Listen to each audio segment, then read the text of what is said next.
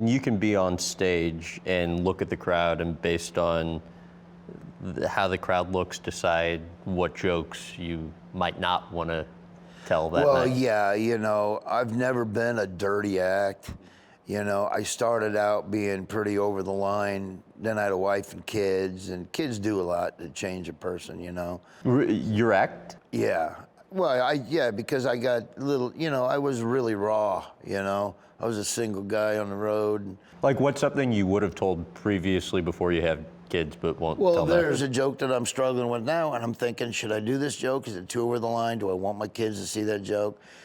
And then What's the joke? I don't think it's that bad. Well, the joke is, I remember first time I was in Vegas, it's decadent in Las Vegas, and I went down to 7-Eleven, get something to eat, 3 o'clock in the morning. I got a bag of groceries. I'm walking up in the room, and there's one of them Vegas prostitutes standing out there in front of my door. And next thing I know, we in the room, she's naked, I'm naked, she's on top of me. I'm like, what the?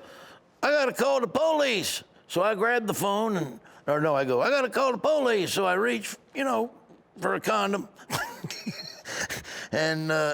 And of course, it was, as these condoms are, didn't fit. It's too tight. Took 20 minutes to get the dag thing on.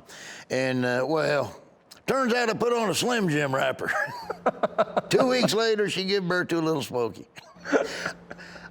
Now, personally, it's comedy. I think it's funny. Do I want my kid to hear me going, I put on a condom, condom, I don't know. Apparently you embellish less now than, I think I read somewhere you said you embellish stories less now than you did when you were coming up. And that'll give you an example, like we were talking to Aaron Rodgers today, who, loves your comedy and was reciting some of the mole, stories. Like, how do you decide what you want to embellish versus like real life?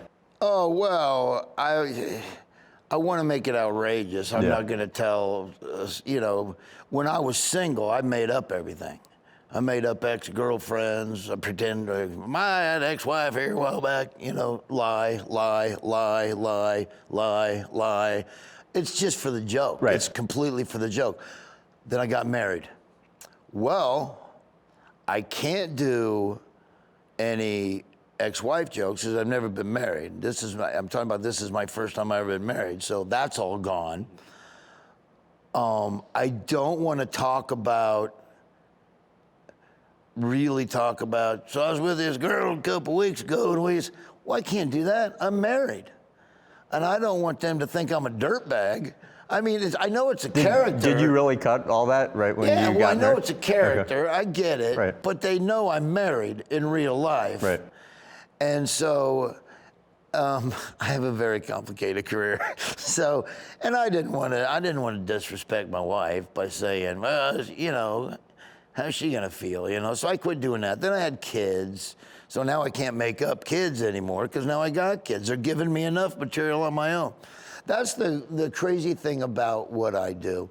What I started out doing was complete fantasy, complete character.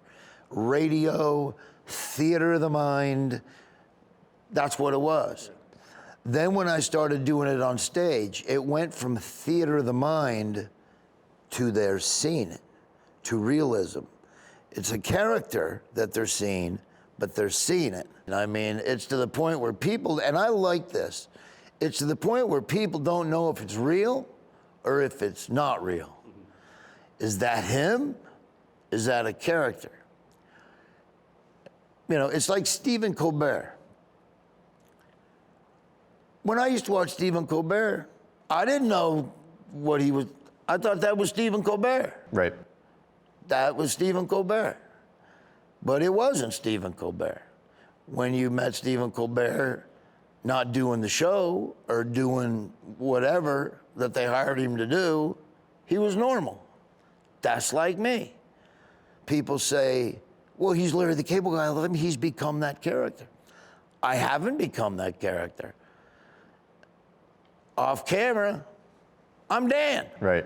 And everybody knows I'm Dan. It's just people see me on camera.